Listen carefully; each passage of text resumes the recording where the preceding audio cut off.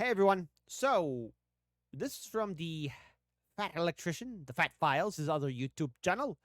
And folks, listen, I always believe in supporting the original content creator. So we here at Americans Learn like to get our learn on. But as a favor from me, please support the original video. Now, I like to make some fun comments here and there. I think it's a smart thing to do. I think, hey, it's fun to do. But hey, guys, in this day and age right now where you have, I guess, quote unquote, chair reactors or an empty chair reactor, look, I like to get our learn on. I like to comment, and I like to have fun. And I think we built a very fun channel here, but I believe in the right thing. So support the original content creator. Let's have some fun here.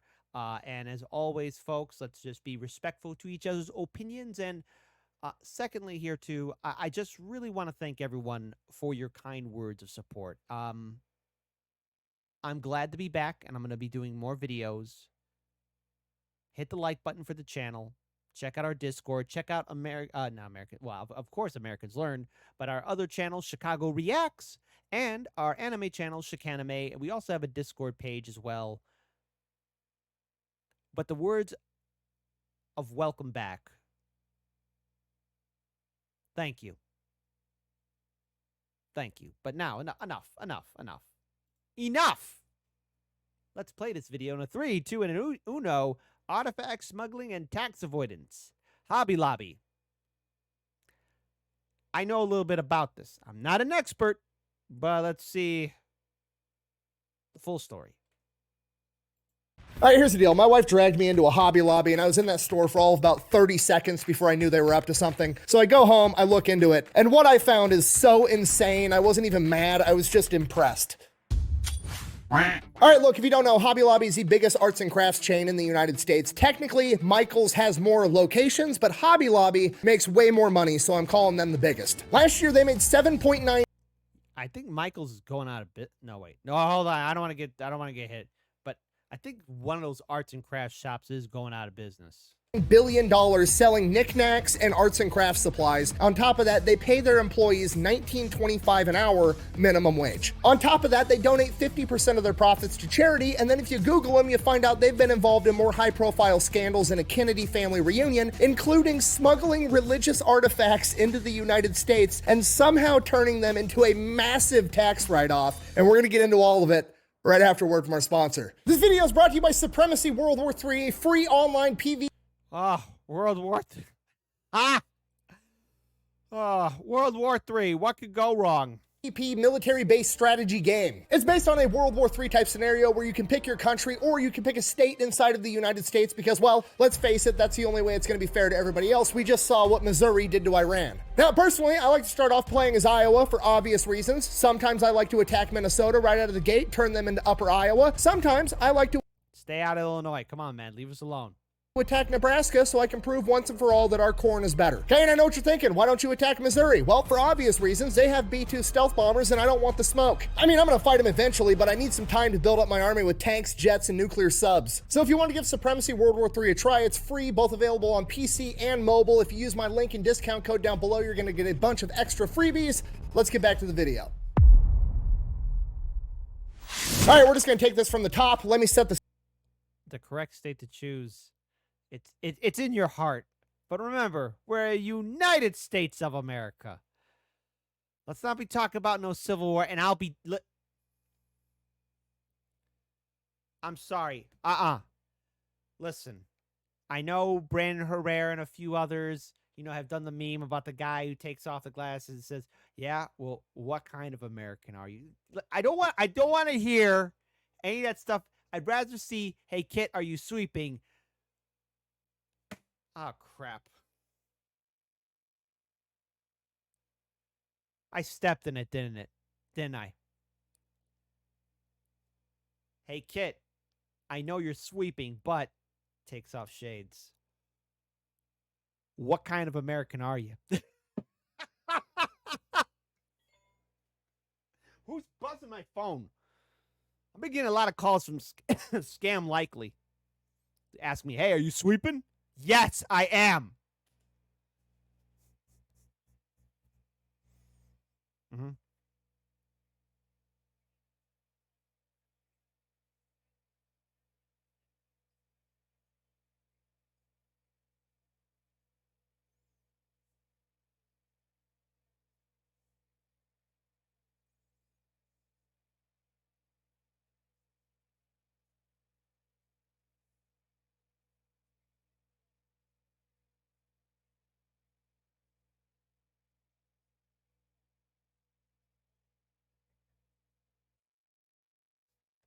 It's a knick-knack, paddywhack. Give the dog a bone. This old man came rolling home. Right? I'm getting senile. I'm forgetting everything now.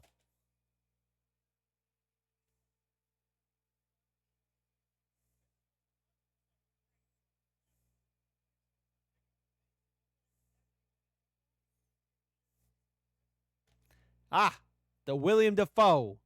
You mess with the Dafoe, then you have. Oh, wait. I just realized. Oh, no. I'm keeping that in there. I'm keeping that in there. I just realized I was just reacting to a video and there was no video in there.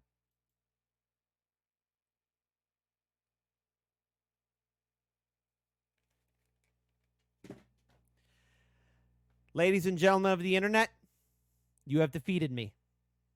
This is it. No, this is a serious thing. First time ever a reactor has lost.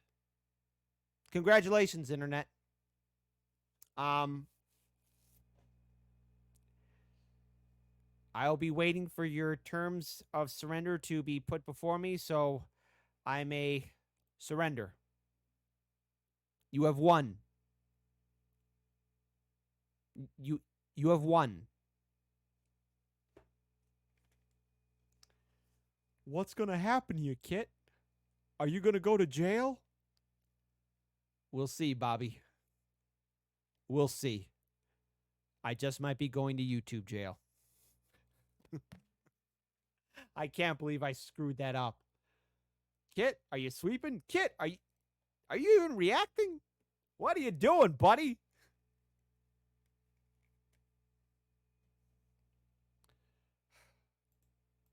I'm sorry. We start from the beginning.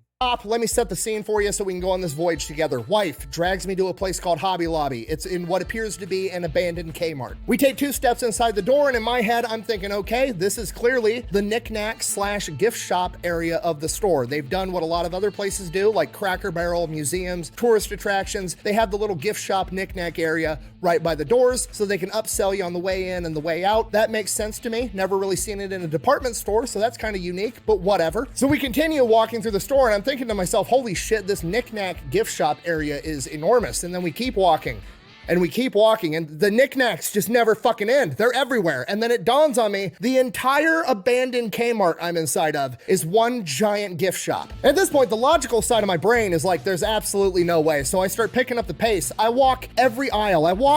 As I was going to say, that's the Defoe. You mess with the Defoe, then you have got to go.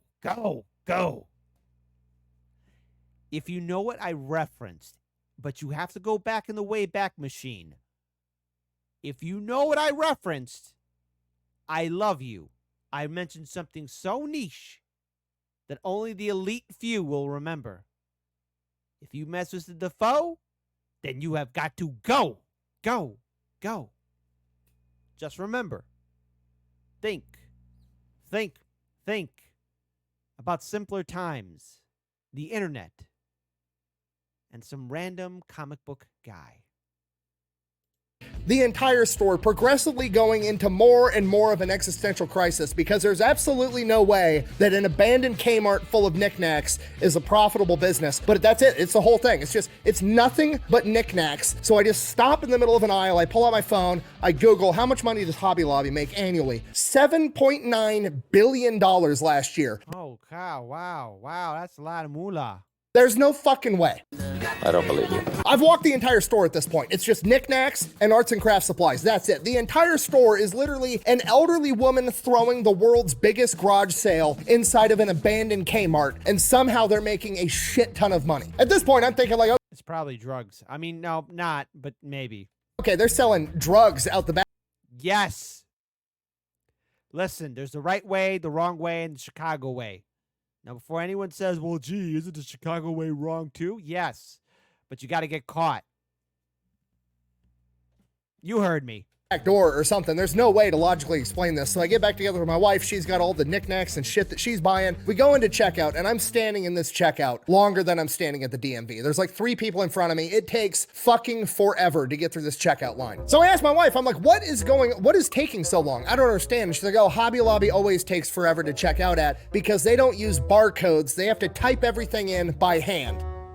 9 THD03. T. Okay, now at this point, I'm having a full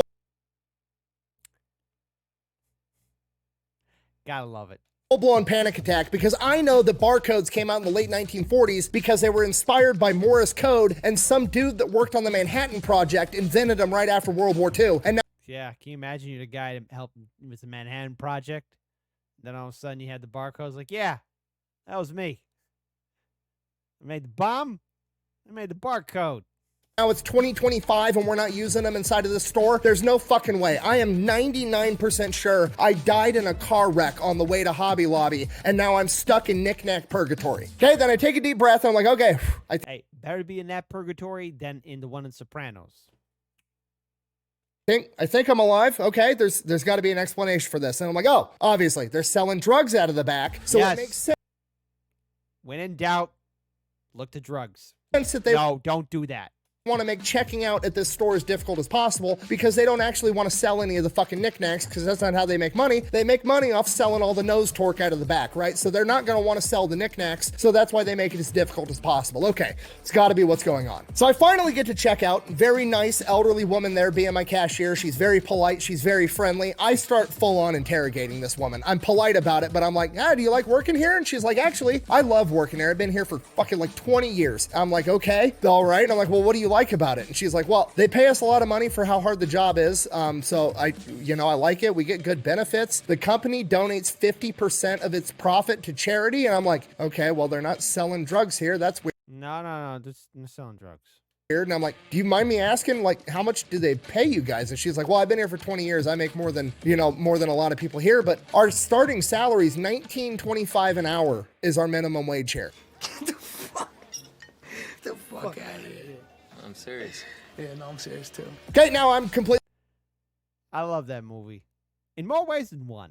flabbergasted. I'm now absolutely positive that I did die in a car wreck on the way here, and I am in fact stuck in purgatory. And she finishes checking out. I pay for my stuff, and I was like, am I allowed to leave? And she's like, yeah. And I was like, if I walk out that door right now, it's not just going to turn into me walking back in, is it? And she just looks at me like I'm crazy because I fucking am at this point. And she's like, no. And then It's not the SCP IKEA store. Don't worry, you're safe. I actually one time accidentally fell asleep at an IKEA, and I woke up and listen, we're not for a few people coming in for a minute. It almost looked like the IKEA was abandoned. Like I just laid, like I had family visiting. It was like what, maybe 2019. I had some family visiting. And we drove to IKEA. I laid down on the couch. I was on this couch area, and I just fell asleep. And now, I might have been asleep for like maybe 10, 15 minutes or something like that. It was like one of those power naps. I woke up.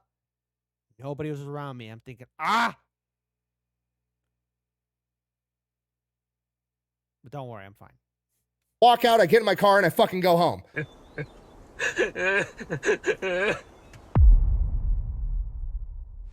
All right, so here's what happened. 1970, the founder of Hobby Lobby, David Green, took out a $600 loan and started making custom picture frames in his garage. And apparently that business went pretty well because by 1972, he opened up a 300 square foot arts and crafts store in Oklahoma City. And then 2 years later, he opens up another one, and then another one, and another one. And the next thing you know, he's got 1,000 arts and crafts stores all over the United States of America. How is that even possible? Well, in Oklahoma in the 1970s, when he was getting started, there was a humongous oil boom, and that's where like the oil industry is primarily located, is Oklahoma and Texas. So everybody that was living in that area had a bunch of excess money. So all the housewives and stuff were going and buying a bunch of arts and crafts and a bunch of fucking knickknacks, and it just made his business explode with the oil boom.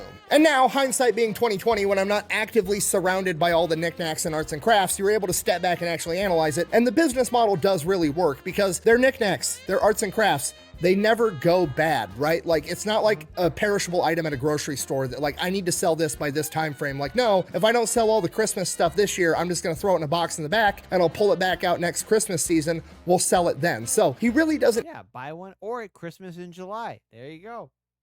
have anything going bad. He has no overhead as far as I'm going to lose this if I can't sell it right away. On top of that, I was correct. It was an abandoned Kmart. They literally go and seek out abandoned department stores to put Hobby Lobbies inside of to cut costs and overhead.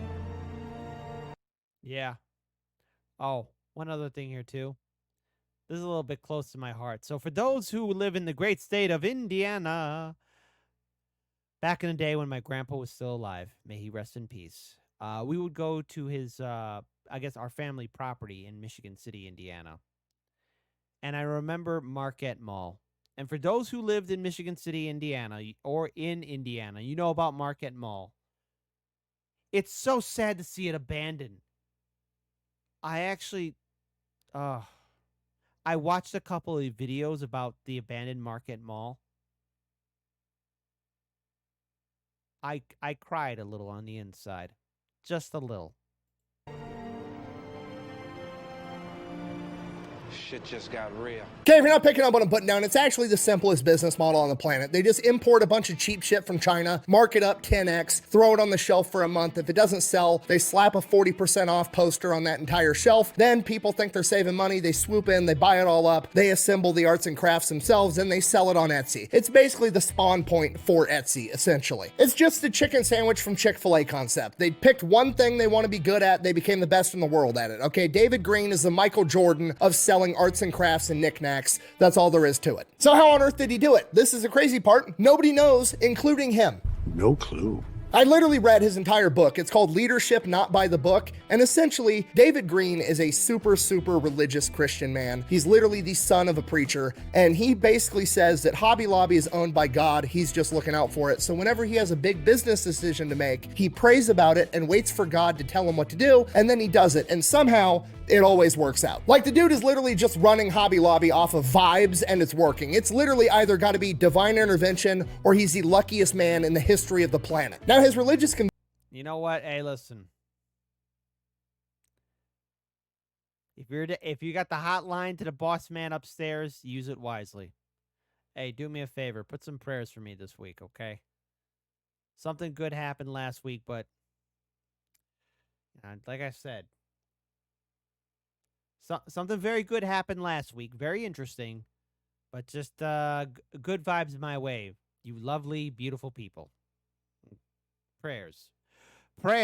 convictions are also what drove him to do what I would deem as a lot of pretty good stuff, like giving all of his employees a $19.25 an hour minimum wage and benefits. They also donate 50% of their annual profits to charity, which at face value is just good in general, but also if you're working at that company making well above industry standard for being a cashier or a retail worker, and then you also get the added benefit of knowing that, like, hey, my company's making a bunch of money off my back, but a lot of that money's going back into charity. I'm doing some good in the world. So it's just good for the overall culture of the company. And then, of course, they're closed on Sunday, which, regardless of whether you're religious or not, if you work in retail, you know you're always working weekends, so it's nice for the retail workers to get a weekend day off to get the same day off as the rest of society.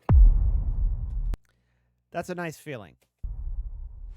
Now, those same religious convictions also get him in a bunch of trouble because they've had a ton of controversies. And I'm going to be honest with you, the vast majority of them, in my opinion, are a gigantic nothing burger. They're basically people looking for reasons to get upset. You took everything from me. I don't even know who you are. Oh, yeah. Yes, I'm all for the First Amendment, but sometimes protesting goes too far. Except for that time they got busted for smuggling artifacts. That one was legit, but we'll get there. We'll just gloss over the other ones real quick. They got busted because they weren't selling enough Hanukkah stuff at their Christian arts and crafts store, which,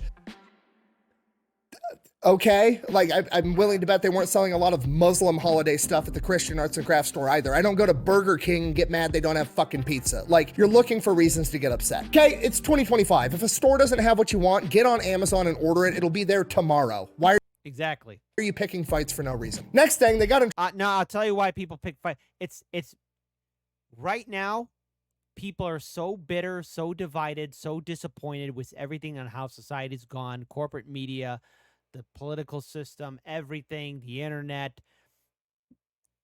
economic depression, sometimes lawsuits, people fighting each other on the internet, it gives them a purpose to live.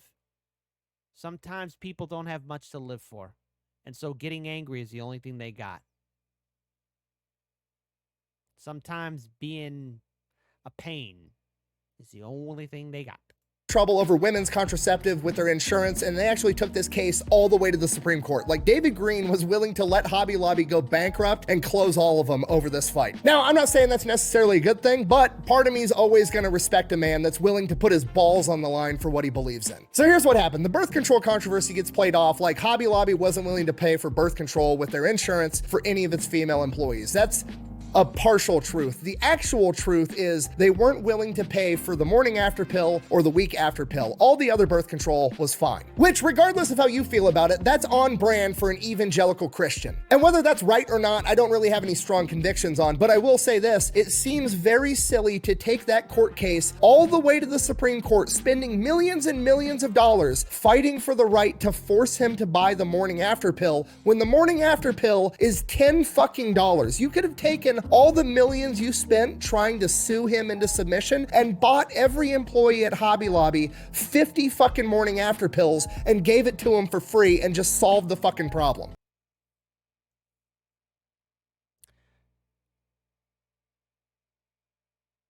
I have no complaints. I look at that as a malicious lawsuit. You know, hey, listen, I can have differences of opinion with a person, man. I really can. So yeah, Hobby Lobby didn't do anything wrong. All right, there you go. No, anyways, look. I mean, come on. Is it really worth it going to court? No.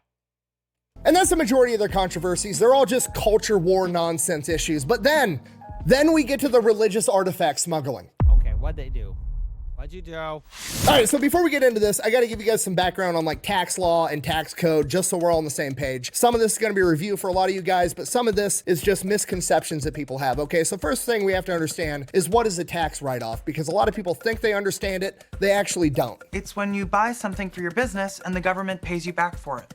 Oh, and who pays for it? Nobody. You write it off. People hear tax write-off and they think, oh, that's money that they save right out of the gate. That's not really how that works. So I'm just gonna give you a real life example to clear it up, okay? Hypothetically speaking, say that I make $100,000 a year and I donate $1,000 to charity, okay? People seem to have the conception that now I have to pay $1,000 less in taxes. That's not how that works. So you didn't actually save $1,000, you saved $400 and donated $600. Now it's like normal people doing charitable donation type stuff, but when rich people like billionaires and big companies, they have ways of getting tax write-offs that actually make them money. The most notorious and most famous is the fine art method, okay? So if a company like Hobby Lobby, hypothetically speaking, comes along and wants to invest in some fine art. Say they go to a fancy New York art gallery and they buy a painting for $100,000 and they sit on it for 5 years. And then 5 years later, they hire some fancy art appraiser to come in and appraise this piece of art. And the art appraiser comes in and says, oh my God, this thing's absolutely brilliant. I think it's worth $20 million. Then the company can donate that artwork to a museum and their tax write-off is not for the $100,000 they spent on the painting. The tax write-off is for the $20 million that it's appraised at. So they didn't save 40% of $100,000. They didn't save that $40,000 in tax write-offs. They saved 40% of $20 million in tax write-offs. So effectively, they paid $100,000 to get out of paying millions of dollars in taxes. Is that right? I have no idea, but it's absolutely 100% legal. Hobby Don't have to like it, but man, I could use some money. Lobby decided they were going to do the same thing, but instead of buying fine art, they decided that they were going to buy ancient religious artifacts because, well, that's what they're into. They're evangelical Christians. They want to be able to buy all these Christian artifacts. Oh, they better not have the Ark of the Covenant, man. I'm not in the mood for that BS. as an investment, and then they could donate them to a museum, make sure that those things are then preserved for history, and they get to save millions of dollars in taxes while doing it. It's a win-win as far as they're concerned. So in like 2010, they just start buying up all the biblical artifacts that they can find. They have no experience in buying this stuff, and when you buy something like this, there's like channels and ways that you're supposed to do this. You're supposed to, I don't know, make sure it wasn't fucking stolen from another museum, for example. They don't do any of the checks. They were warned that they were going about this the wrong way. They just kept buying up thousands and thousands and thousands of artifacts, despite the fact they bought fucking chunks of the Dead Sea Scroll, which wound up later to be fake because, again, they didn't hire the right people to help them do this. And they ended up buying all these cuneiform tablets out of Iraq, including the Dream Tablet, which is part of the Epic of Gilgamesh. Oh, Gilgamesh, friend to us all. He is. The Epic of Gilgamesh is one of the first human stories ever written down from Mesopotamia 3,500 years ago. Like, it's a pretty important artifact. It's literally like the Ark of the Covenant, Epic of Gilgamesh, and the Rosetta Stone. Like, it's crazy how important this artifact is, and they bought it. And oddly enough, it ended up being looted from a museum in Iraq in 2003, and they were not supposed to have it. That belongs in a museum. So do you. So around this point, the government gets involved and they start asking questions, at which point, Hobby Lobby kind of pleads ignorant, like, oh, I'm just, a billionaire and I didn't know that I had to go through all these checks and balances to buy this kind of stuff. They basically That could happen. Hey, I didn't know. play it off like, I didn't know any better, my bad, which, you know what? Maybe, but they shot themselves in the foot because when they imported them into the US, they had them labeled in US customs as ceramic tile samples, which not true. So they ended up getting in a shit ton of trouble. They had to return the Epic of Gilgamesh and like 3,000 other artifacts over. They got returned to Iraq and Egypt, and they had to pay a $3 million fine. But there was a bunch of other artifacts that they did get to keep. And then with those artifacts, they had them appraised, and I was able to find that the average appraisal that they got was approximately 3 times what they actually paid for them. And then they donated them to a museum and got a huge tax write-off. And that is where most people quit digging because that was enough damning evidence, and most people just care about making Hobby Lobby look bad. I don't care about making Hobby Lobby look bad. I just want to know what the fuck happened. I like facts. I like the truth. So I asked one simple question. What museum did they donate them to? They donated them to the Bible Museum in Washington, D.C., to which I had one more question. Who owns the Bible Museum? Stop asking questions, man. That's how you get cement shoes and go for a nice cool swim at the bottom Lake Michigan. Motherfucking David Green, the same one that owns Hobby Lobby. Son of a bitch. Do you understand what I've just told you? Okay, dude literally became a billionaire by selling knickknacks and is like, you know what? I'm into religious artifacts. I'm gonna start a collection because I'm a billionaire and I can do whatever the fuck I want, which, you know what? Good for you. That's great. He starts his little collection and then he's like, you know, it'd be cool if I donated these to a museum, but also I'm a collector. Collectors like having their own shit. That's the whole point of collecting something. How can I possibly get a humongous tax write-off and also get to keep all my cool shit? Oh, I know. I'll just own the museum that I'm donating stuff to so I still get to control everything. I'm not even mad. I'm impressed. Whether it's right or wrong, I don't know, but it's absolutely brilliant. Buh! So him being super religious is all just an act so he can look like a good guy, but he's actually not. Buh! No, that's not what that means at all. It is not hypocritical for a Christian to avoid taxes, okay? At no point in the Bible was Jesus ever like, hey guys, what if we gave the Romans more money? Now, don't get me wrong, I'm not... Hey, listen. Y'all know how I stand for true Rome.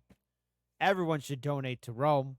co-signing everything this guy does. I'm just saying I'm good at putting myself in other people's shoes to understand their perspective. And from a very, very Christian man's perspective, being able to give less money to the government so they can, I don't know, buy $60,000 missiles to shoot at people that live in mud huts so he can collect biblical artifacts, put them in a museum, preserve them for everybody else, and share them with the world, hopefully convincing more people to become Christian to save them, is probably a net positive from his point of view. I'm just saying, you can call this guy a lot. Listen, results are gonna heavily vary, okay? things, but you cannot say he's not a legitimate, super devout Christian. Because at the end of the day, for better or worse, he was legitimately willing to close Hobby Lobby down over the Plan B thing, and he still gives away 50% of his profits to charity. Now, granted, some of that 50% of profits is him buying cool biblical artifacts and sticking them in his museum, but again, from his perspective, that's a good thing because he's sharing the word of God and trying to, help educate people and preserve it for mankind. Facts are facts, and whether you like it or not, this is 100% legal, and I usually, more often than not, subscribe to the theory of don't hate the player, hate the game. I need to start a World War II museum, buy a bunch of cool shit, and then donate it to myself and save a bunch of money. Anyways, thanks for watching my knick-knack-induced panic attack. Best way to support the channel is go buy... Hey, especially for a World War II museum, like, you should have, like, also all the comic book art, like, like all the comics that were written, like all the images and all the good stuff, like Superman and Captain America, all that kind of good stuff. Some merch over at thefatelectrician.com. Quack bang out. All right, I gotta go call Brandon Herrera. Definitely not to pitch him a war hero and gun history museum. Okay, bye. Oh wait, hold on. That's actually a good idea. I'll subscribe to that. Make it happen. Have an announcement. All right, for 4th of July, I'm giving away a fully decked out Jeep Gladiator. It has absolutely everything. It has 44-inch wide front and rear axles, a 3.5-inch lift, aftermarket shocks, 37-inch tires with a full-size spare in the back, and custom leather interior. Slow down, baby.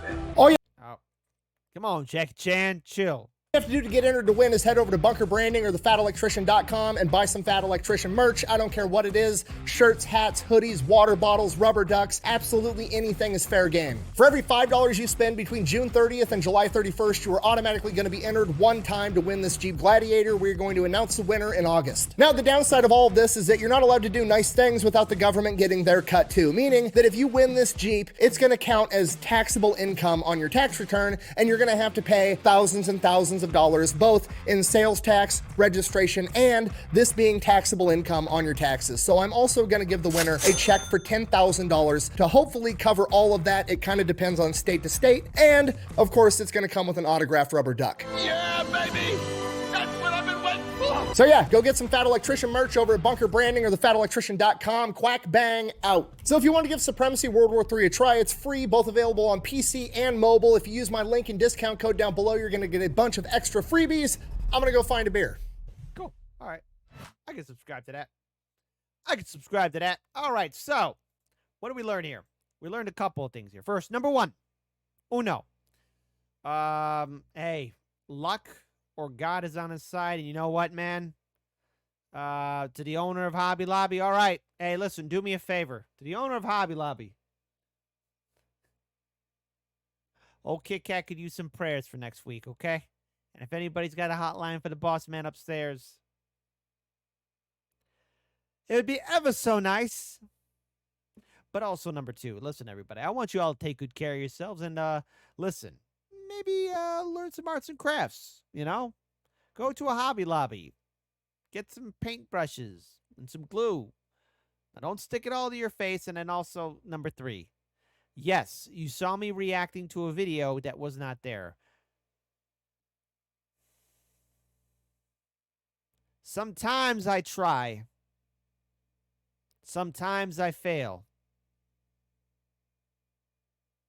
But hey, we all had some laughs, didn't we? And then finally, I just want to say again, thank you, everyone, for your kind words of support and welcoming me back. I've been dealing with a lot of stuff, and the comments have been very humbling. Whatever y'all are doing, live beautiful lives, as we all should.